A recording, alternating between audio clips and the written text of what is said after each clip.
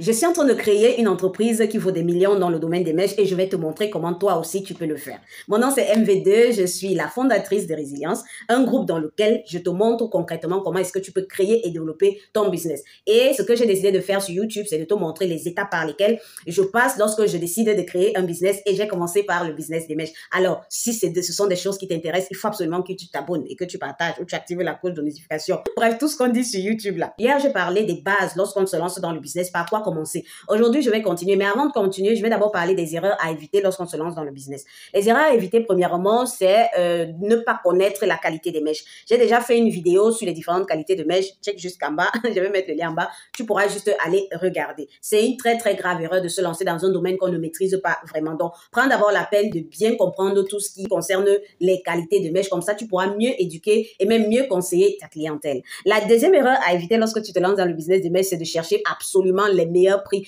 ou alors le meilleur fournisseur qui vend des mèches très moins chères parce qu'autour de toi, les gens vendent des mèches très moins chères. Il faut savoir une chose. Moi-même, j'ai déjà eu à faire ça. Et pour dire vrai, ça m'a créé beaucoup de problèmes. Ça m'a même mise dans les dettes. D'accord? Parce que je cherchais toujours ce qui est le moins cher possible parce que sur le marché, il y a tellement de mèches qui sont très moins chères. Non. Choisis juste ta catégorie. Tu te rassures que ton fournisseur peut te fournir des mèches de bonne qualité et tu essaies juste d'arranger ton positionnement pour faire la différence avec tes concurrents. Ça, c'est une erreur à ne jamais commettre. La troisième erreur à ne pas commettre, c'est de trop écouter le client. Certes, on dit pour réussir dans le business, il faut écouter les clients, mais sincèrement, dans le business des mèches, il faut écouter le client à 50% parce que les clients nous induisent énormément en erreur. Tout simplement parce que eux-mêmes, ils ne maîtrisent pas vraiment tout ce qui concerne le business des mèches. C'est juste ce qu'ils voient sur les réseaux sociaux ou ce que peut-être les gens leur disent au marché. C'est ça que la plupart pensent que c'est vrai. Pourtant, dans le business des mèches, la plupart des choses qui sont sur les réseaux, c'est du mensonge. Je ne demande pas de ne pas écouter les clients, mais de ne pas trop écouter les clients, d'accord? Ce que tu dois juste faire, c'est de te rassurer que tu as quelque chose de bien, la qualité est bonne, parce que lorsqu'un client va acheter une perruque et que c'est de bonne qualité, il sera satisfait.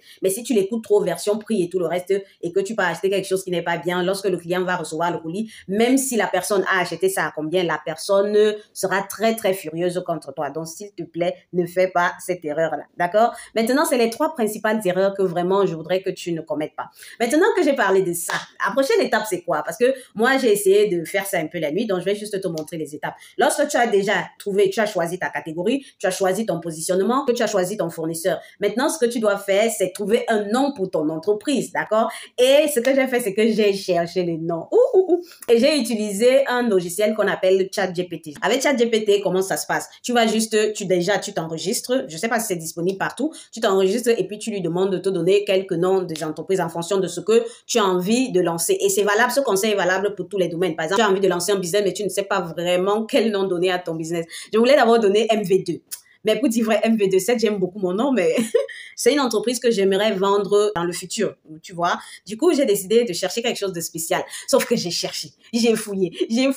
Jusque-là, ChatGPT ne me donnait pas quelque chose d'intéressant. Après, j'ai eu une idée. Récemment, j'ai vu un film que j'avais déjà vu par le passé. Ça s'appelait Pretty Woman. C'est un ancien film, c'est un classique. J'ai dit, mais attends, étant donné que je veux quelque chose d'unique et qui déjà par le nom te fait te sentir bien, j'ai dit, bon, ce que je vais faire, c'est que je vais mettre Pretty Woman. Certes, c'est trop général parce que Pretty Woman, c'est un compliment et tout. Mais je vais mettre Pretty Woman by MVTO. Donc ça, c'est le nom que j'ai décidé de choisir pour mon business. Maintenant, tu as vu un peu le processus par lequel je suis passée. J'ai commencé avec ChatGPT. Après, j'ai pensé un peu au truc que j'aime et ce que j'ai envie d'avoir dans le nom, ce que j'ai envie de transmettre dans le nom. Donc, c'est pour ça que j'ai choisi Pretty Woman. Tu peux également demander l'avis. Tu peux utiliser ton propre nom, peut-être MV2 Hair, peut-être, je sais pas trop, ou les noms génériques comme les Tan Fashion et tout le reste. Maintenant que c'est fait, ce que je vais faire maintenant, c'est que je vais d'abord aller voir ce que les concurrents font. Avant de trouver ma stratégie, il faut déjà d'abord que je check ce que les concurrents font. Donc, ce que je vais faire, c'est que je vais utiliser Instagram. Sur Instagram, qu'est-ce que j'ai fait? C'est que j'ai tapé le nom. Comme j'ai envie de vendre des perruques qui sont prêtes à porter, j'ai juste tapé Ready to Wear Wig. Donc, j'ai tapé ça et après, maintenant, j'ai commencé à chercher pour voir un peu les entreprises qui font déjà dans ce que j'ai envie de faire. Et j'en ai trouvé plusieurs. J'ai checké. Parce que c'est très important, étant donné qu'on se lance dans un domaine peut-être qu'on ne maîtrise pas parce que on n'est pas doué, mais parce que c'est quelque chose de nouveau. Pour voir un peu ce qui se fait déjà sur le marché, c'est très important. On appelle également ça l'étude de marché et c'est valable pour tous les business. Donc, si tu veux savoir comment vraiment présenter le business, comment entrer dans le marché, il faut déjà que tu essayes de voir ce qui se fait déjà sur le marché et comment est-ce que les gens le font. Ça te permet de savoir exactement comment toi aussi tu peux te lancer. Donc, j'ai regardé, j'ai checké un peu pour voir comment est-ce qu'ils font et tout le reste, comment ils présentent même en termes de contenu, comment est-ce qu'ils montrent leur contenu contenu et tout le reste. Maintenant, j'ai une très bonne idée de comment je vais faire pour attaquer le marché.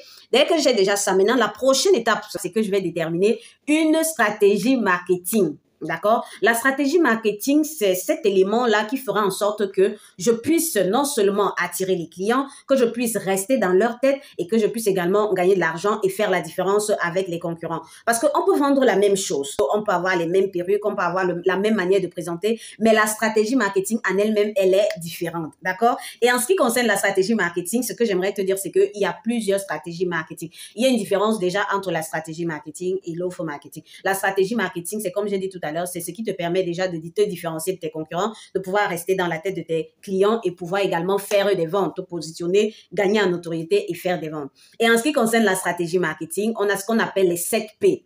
Lorsque tu décides de te lancer dans un business, tu dois te demander quelle est la stratégie marketing que je vais mettre sur pied, je vais miser sur quoi. Quand je parle des 7 P, on a le premier P qui est le prix. En ce qui concerne le prix en soi est une stratégie marketing. C'est-à-dire, il y a des entreprises qui vont décider de miser uniquement sur le prix. Et dans mon cas, je peux pas miser sur le prix parce que quand c'est déjà prêt à porter, ça aura forcément un certain prix. Parce que là, j'apporte un service qui est complet. Donc, côté prix, je mets d'abord de côté. Ma stratégie ne se basera pas sur le prix. Maintenant, je pars côté produit, qui est le deuxième P du marketing. Côté produit, la stratégie produit, c'est quoi? C'est une stratégie qui est basée uniquement sur le produit. Là, il est question de montrer un peu les qualités du produit, l'avantage du produit, de mettre plutôt le produit en avant et mettre les avantages et les bénéfices du produit en avant sans toutefois parler du prix. Donc, même si on parle du prix, mais le prix sera juste vraiment en dernière position. Mais ce qu'on va communiquer beaucoup plus dessus, ça sera sur le produit. Et en ce qui concerne le produit, il y a plusieurs manières de mettre sur pied la stratégie produit. Dans mon cas, je vais choisir la stratégie produit. Ce que je vais choisir de faire, c'est d'être grossiste, de pouvoir donner, c'est-à-dire offrir à ceux qui, par exemple, veulent créer leur propre marque dans le domaine des perruques prêt-à-porter. Donc, ce que je vais faire, c'est que je vais créer des packs qui vont les aider, justement. Déjà, ça va les aider à faire un meilleur choix. Et je vais également leur proposer la possibilité de créer leur propre marque. D'accord? Ça, c'est pour la stratégie produit, pour ceux qui veulent créer leur propre marque. Et pour ceux qui veulent distribuer ma marque, il n'y a pas de problème. Mais je ne vais pas également oublier ceux qui veulent pour eux-mêmes. Donc, je vais également proposer des packs. Parce que ma stratégie, à moi, étant donné que ça sera la stratégie produit, moi, je vais pas vendre perruque par perruque. Ce que je vais essayer de faire, je pourrais offrir des packs déjà prêts pour des personnes qui veulent être grossistes.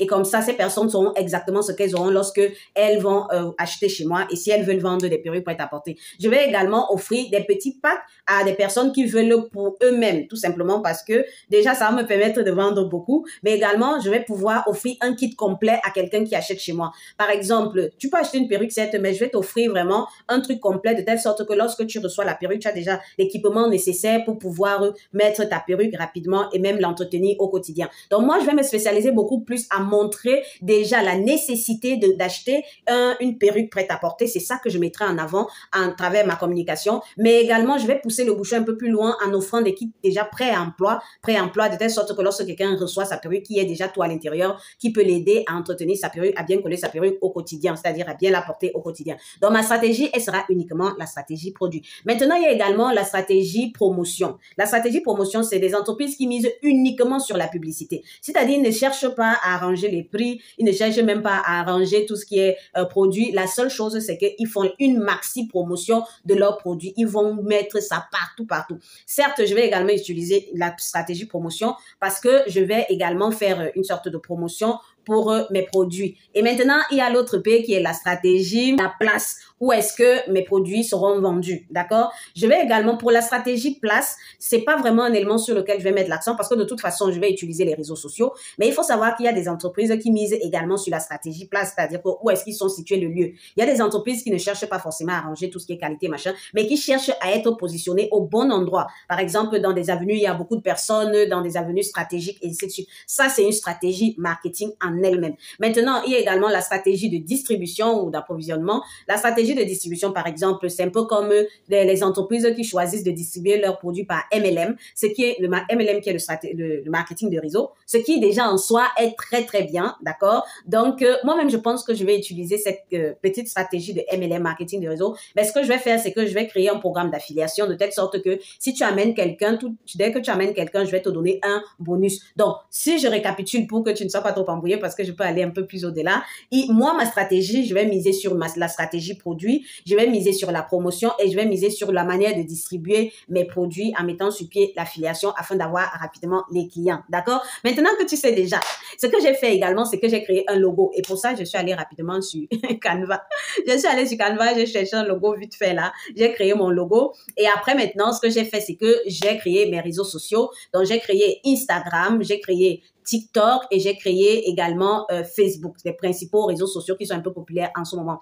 En dehors de ça, maintenant, lorsque tu as déjà créé tes réseaux sociaux, la prochaine étape, c'est maintenant aller discuter avec ton fournisseur pour que tu puisses savoir exactement ce que tu vas acheter. Donc maintenant, ce que je vais faire, c'est que je vais prendre le temps de bien discuter avec mon fournisseur et je reviendrai vers toi. C'est pour ça qu'il faut que tu t'abonnes. Maintenant, je te montre tout ça pour te faire comprendre que, par exemple, si tu décides de te lancer, tu peux te lancer en partant de zéro et également pour te montrer tout ce que j'apprends aux gens dans Résilience, parce que Résilience, c'est un groupe dans lequel moi-même, je me charge justement de t'accompagner dans cette aventure, parce que seul, c'est soit un peu compliqué, mais lorsque tu es accompagné, c'est juste génial.